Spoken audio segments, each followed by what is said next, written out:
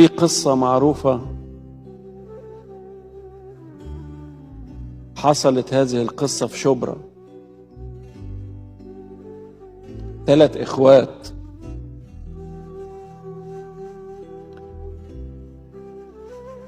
الأم كانت متوفية من فترة وتوفى الأب.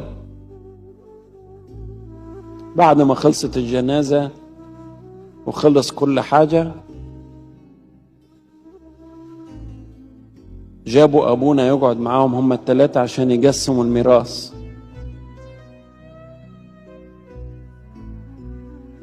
اتنين كبار وأخ الثالث صغير لسه قاصر،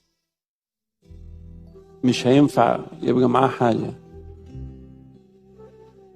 فالاتنين الكبار قالوا لأبونا قسم قسمة الحج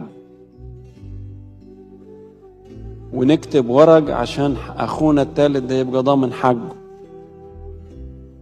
فالأخ الثالث كان يعني سنه مش صغير، يعني في سنه 14-15 سنة، يعني مدرك.